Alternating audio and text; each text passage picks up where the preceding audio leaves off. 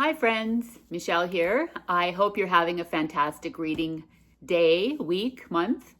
And today I wanted to do something a little bit different. I have seen a couple people on BookTube talk about books that they would save from a fire. Presumably they're talking about, if a fire broke out in their home, they would just grab these books on their way out the door. And that got me thinking, what are my very top favorite books that I would not want to be without for any length of time? That just having them would give me comfort. Being able to reread them would also be fun for me. And yeah, it just kind of was a different kind of way to talk about my very favorites. And these are books that I don't think I've really spent a lot of time talking about on my channel so far. So yeah, I thought, why not? First up is an author who is not very prolific. In fact, I think she only has 3 novels out to this point. I've read 2. I have one on hold at the library, the only one of hers I haven't read yet. And the author I'm talking about is Hanya Yanagihara. This book is To Paradise. Now, she is most well known. You probably will recognize her name from her very popular, well-known book called A Little Life. I'm here to say that I loved both of these equally. They're both 5 stars in my opinion. However, if I were running out the door in a fire, I think I'd grab this one simply because it is a little bit more of a slower pace than this book. This is a kinder, gentler type of a reading experience. Whereas this one here is more like a throat punch that hits you, and it's devastating. So I don't know necessarily that I'd grab this one. I'd grab this one in a fire. Anyhow, if you have never read To Paradise, I'm here to say that this is absolutely nothing like A Little Life. Whether you loved A Little Life or hated A Little Life, I think you would enjoy this book. It's completely different stylistically, story-wise, character-wise, plot-wise, everything. So in this book, we are following 3 different timelines. The first we follow is a futuristic version of New York City. And I'll just read you a little bit here. It's an alternate version of 1893 America, actually. New York is part of what's called the Free States, where people may live and love whomever they please, or so it seems. The fragile young scion of a distinguished family resists betrothal to a worthy suitor drawn to a charming music teacher of no means. So we've got the societal, rich person falls in love with a person of a different class kind of controversy and romance, which I loved. And so that's how we start off. Then we go to 1993 Manhattan, which is being besieged by the AIDS crisis and epidemic of the time. And we meet a young Hawaiian man who lives with his much older, wealthier partner, hiding his troubled childhood and the fate of his father. The other timeline we follow is 2093, in a world ravaged by plagues and governed by totalitarianism. And we follow a powerful scientist's damaged granddaughter who tries to navigate life without him and solve the mystery of her husband's disappearance. Need I say more? This book, I don't even know. It's got elements of, it's got romance, it's got some historical elements, it's got, topics of class and wealth and poverty and survivor stories and, themes of identity and longing and trying to figure out where you came from. And it's just beautifully written. That said, it's also very accessible. It's not a difficult read. It is lengthy, but honestly, with a book like this, I didn't want it to end. I absolutely loved it. All 3 of these different timelines all interweave and connect in a very satisfying way in the ending. And this is one of the all-time best books I've ever read in my life. Like I said, it is, emotionally very affecting in a similar way as this one is. However, Where this one is more like an in-your-face, kind of a throat punch, like really brutal story with a ton of really graphic human suffering and mental anguish. This is like a kinder, gentler, interweaving of human stories. That is equally as affecting as this. But like I said, if the brutality of this turned you off, you would love this book, I think. So yeah, absolutely gorgeous. I'm grabbing this one if I'm running out the door in a fire. To Paradise by Hanya Yanagihara. It's just fantastic. Next up is another all-time favorite author of mine. I mean, I haven't read a lot of her books.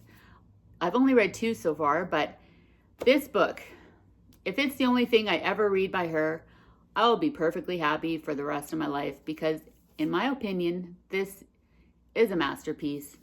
I'm talking about Sirius Blooms at Night by Shani Mutu. Shani Mutu, I believe, is Trinidadian, Canadian American. Like, she has lived in a few different places, but this book, okay, I'll just give you a little blurb on the back to kind of explain and set the scene here, what this is about. It's set on a fictional Caribbean island on the town of Paradise. Sirius Blooms at Night unveils the mystery surrounding Maya Ramchandran, who is an adventurer, a protector, a recluse, and a madwoman, and the tempestuous history of her family. Maya, suspected of murder and deemed unfit to stand trial, arrives frail and mute to her new home of the Paradise Alms House. There, she's placed under the tender care of Tyler, a vivacious nurse, who becomes her unlikely confidant and the storyteller of Maya's extraordinary life. So, I mean, this book just blew me away. We're following Maya's life story as told through the eyes of Tyler. She's recounting her life to Tyler, her nurse, and he's like peeling away the layers of the onion. We learn more and more and more about her family. This book involves so many interesting characters. We learn about the murder the events that led up to the murder in question here, whether Maya is guilty or not, what happened to her sister. There is a brutal, romantic love story in here that is just heart-wrenching. By the end of this book, and I mean, I'm not a crier, I don't get emotional at books, but I actually shed a couple tears at the end of this one. And it wasn't, it was a combination of happy, sad, that feeling that you're just overwhelmed and it's just like, wow. Yeah, I don't know. I really can't say too much more except for it is so satisfying. The storytelling and how all these stories interconnect and the relationships and the setting of this Caribbean island. It's just like perfect. This is a fantastic read. I'm grabbing this one on the way out the door in a fire for sure. I have never read anything like this before or since, and it's just beautiful. Sirius Blooms at Night by Shani Mutu. Next up, if I'm running out the door and I'm thinking of what book would I not want to be without, or what author would I not want to be without, I'd be remiss if I didn't at least try and save a Stephen King book. With so many to choose from, there's so many I loved. I loved Pet Sematary. I loved Salem's Lot. I loved Revival. I started reading 11/22/63, loving that one. There's Holly. There's his different eras. Like, I always come back to the 80s, though, for some reason. The quintessential Stephen King I come back to. And my favorite from that era, which he says he doesn't even remember writing this book, but Cujo. This, at its surface, is, a story about a dog that gets rabies and the ensuing events that, transpire. But it's so much more than that. One thing I love is that there are no supernatural elements here at play in this one. Like, there are no scary monsters or demons or ghosts or vampires or anything like that, or scary clowns. Cujo, of all the characters in this book, I found myself rooting for Cujo in the end. I'm not going to say too much, but like this town where this takes place is inhabited by all kind of quirky characters. You know, think of Annie Wilkes from Misery, that type of quirkiness. There are so many unhinged plot lines, storylines going on in here. And this had an opening paragraph that grabbed me. I'll just read it to you just to get an idea what I'm talking about here. If you don't know anything about this book, you might want to pick this up, but we start off. Not so long ago, a monster came to the small town of Castle Rock, Maine. He killed a waitress named Alma Frechette in 1970, a woman named Pauline Toothtaker, and a junior high school student named Cheryl Moody in 1971, a pretty girl named Carol Dunberger in 74, a teacher named Etta Ringgold in the fall of 75. Finally, a grade schooler named Mary Kate Henderson in the early winter of that same year. Bam. He puts you in touch with a string of serial murders that have happened in this town. That's how it starts off. This book took unexpected twists and turns that I didn't see coming. You know, like I said, it's a lot more than a book about a dog with rabies. If you've never read this, I'd encourage you to pick it up. It's pretty short. And, you know, there are no sections or chapters in this book, which made it for me even more compulsively readable. Like I think I read it in a couple sittings. Anyway, if I have to only pick one Stephen King book to take with me out the door, I'm grabbing this one, Cujo. Next up, I absolutely love Emily St. John Mandel. I loved her book Station 11. It was like really my first kind of speculative sci-fi thing that I've read and really, really loved. So I was really happy when the follow-up book, the next book, came out called The Glass Hotel. Why is this one my favorite? This is a standout to me because the characters in this book, Vincent, the main protagonist, this girl that we're following, I don't know, she just seems so realistic to me, and everything she went through. As much as I loved Station 11 and as much as I loved the book after this one called Sea of Tranquility, this one here was just a standout to me for several reasons. You know, she keeps you guessing, and you don't know how the stories are going to all converge together, and how is she going to wrap this story up at the end and have it make sense. We start off following the character Vincent, who I mentioned. She's a young girl working in a bar at a resort hotel off Vancouver Island. One day, a mysterious note appears at the bar, or a message, and she can't figure out what it means.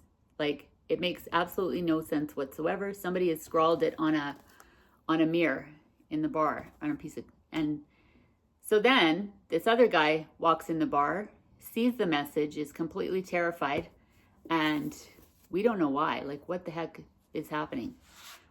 So this guy happens to be a really wealthy investment banker. Vincent encounters him again later on. They get married. Fast forward to a different character. I mean, there's a Ponzi scheme that happens. There's I don't know. There are family relationships in here. There are all different elements of kind of suspense going on where you don't know what's going to happen next, what these people's motivations are. And finally, Vincent, we follow her also. She goes to work on this ship, on this boat. So she's at sea. And we meet all the characters on this ship that she's working on as well. So yeah, I don't know. It's so strange, but so brilliant and so addicting to read. I couldn't put this book down.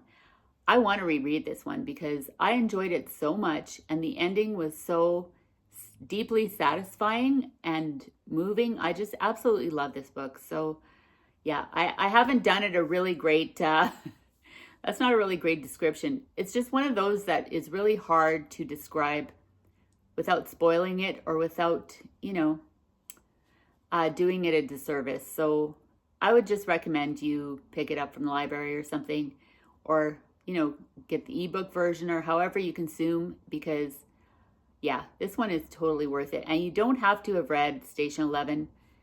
Each of her books features characters, some of the same characters that make appearances, but they're not a series. I don't know. I've heard some people describe it as that, but that's not. They're all standalone books. So if you're going to read only one of her books, I'd start with this one actually, and then see if you like it. I love her. So I'm grabbing this one. If I have a fire and I need to get out, for sure. My favorite of the Emily St. John Mandel books. Okay. Next up, this was a random pick. I had never read from this author before. I just saw the cover and the title of this book and I thought, what could that possibly be about? The book I'm talking about is called Sparks Like Stars by Nadia Hashimi. Nadia Hashimi is interesting in that she is a, Ivy League trained pediatrician in real life. She's a doctor and she is from Afghanistan. And you can tell in the way that she writes that she really knows children and really loves children, because the main protagonist in this book is a 10-year-old girl. We start off in Kabul, Afghanistan. She is a very privileged young girl. Her family her dad's the president, and the year is 1978. And we follow her and her friends playing in her family's mansion in the estate there and the presidential house. And one day the unthinkable happens. There's a communist coup that takes place. This is loosely based on real life events here. And this little girl that we're following witnesses the brutal slaying of her entire family. The book opens with this 10-year-old girl seeing all her whole family be assassinated. She's hiding. She is hiding under a desk after this is all taken place. And a soldier comes to get her and rescue her. She doesn't know who this guy is. He's just like a pair of kind hands that pulls her out of this place. She's in shock. He gets her the hell out of there and takes her to safety. This little girl gets adopted by an American diplomat and taken to America, where she changes her name, forgets the past, tries to put the past behind her, and grows up in her new family in the United States with a new name, new identity, fresh start. So we follow her through her whole life. She goes to university. She becomes a doctor, a surgeon actually, and she's very successful. And then one day, a patient appears at her office, and he looks familiar to her. And at first she can't figure it out, but then she discovers that the man in front of her is actually the soldier who pulled her out of her family home when her family got killed. It's the same guy, and he showed up in New York as a patient. Also, in the ensuing years, due to the unreliability of her memory and the events, she starts to wonder and question whether, in fact, this supposedly kindly soldier who pulled her out of the home and got her to safety was actually the assassin who did the killing of her whole family. This book grabs you from paragraph 1 and takes you on a ride. It is wild, the twists and turns that happen, following this girl into her womanhood and her career and everything that happens to her, solving the mystery of her family's assassination, everything that ensued after that in the world and in her own family and her life. Like, this was unputdownable. I absolutely love this book. I've recommended it to other people who have also loved it. She has other books out. I haven't read them. One is called The Pearl That Broke Its Shell. The other one is called, I forget what it's called. Anyway, this is fantastic. I mean, and like I said, and I don't know if it's because she is a pediatrician, but she writes the part of the children in this book so well. Their voices are so well done. And there are scenes in here when they're running throughout the presidential palace. And it felt to me the same feeling I got from reading Harry Potter. where all the kids have such distinctive personalities and you just love seeing their conversations and their banter amongst each other. So yeah, this is an unbelievable tale of like love, loss, adventure, survival, mystery, intrigue. Like it has everything. Fantastic book. Sparks Like Stars by Nadia Hashimi. And the last book, or the last of the 6 that I'm going to try and grab on my way out the door in a fire. I don't know. I don't even know. Like, this is a pretty well-known book. Won the Pulitzer Prize for Literature in I believe it was 2013 or 2014.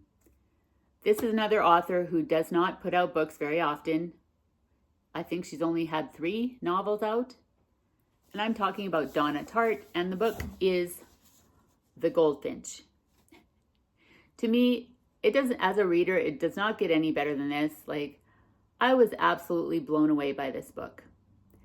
In this book, we're following Theo Decker. We first meet him when the book opens. He's in a hotel room in Amsterdam, drinking his face off. We don't know why. We don't know who he's hiding from, what he's running from. He is tense. He's using drugs. He's freaking out, and we don't know why. So we meet adult Theo in this total state of like oblivion, where he's in this hotel room in Amsterdam drinking and, paranoid. Then we go back to his childhood and we start to dive into how he got where he is. So when Theo was 13, I believe 13 years old, a tragic accident happened. His mother took him to the Museum of Modern Art in New York City. An explosion ensued and his mother was killed. This isn't a spoiler. This is just like the setup of the story in the very beginning. So Theo, being an orphan, his dad took off when he was younger. He has no idea even how to contact his dad. He can't be found. So Theo goes to live with a wealthy family of a classmate of his on Park Avenue. So, I mean, he's in shock. He's trying to adjust to his new, wealthy lifestyle and his friends at school, his relationship with his foster family. And then we follow him throughout his whole entire life and how this traumatic event affects everything. As he gets older, he meets a kindly antique shop owner in New York City who hires him on to work in the shop and live there. And this character in this book, the antique shop owner, reminded me so much of Hagrid from Harry Potter. Like he's like a gentle giant, like really kind and really so well fleshed out that he seems so real. And you can see him, you can hear his voice.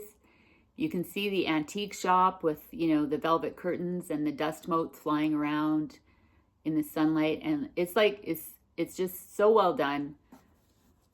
I was walking alongside Theo through every step of this book, and I couldn't wait to see what happened to him next.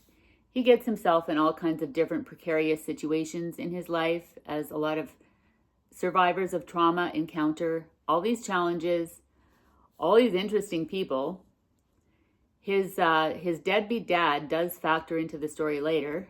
He eventually shows up. Theo meets a young man in his high school. They form an unlikely friendship. They go on a wild adventure together. And the story moves from New York to Las Vegas, Russia, back to New York again. Like, it is a wild and crazy ride with plot twists I did not see coming.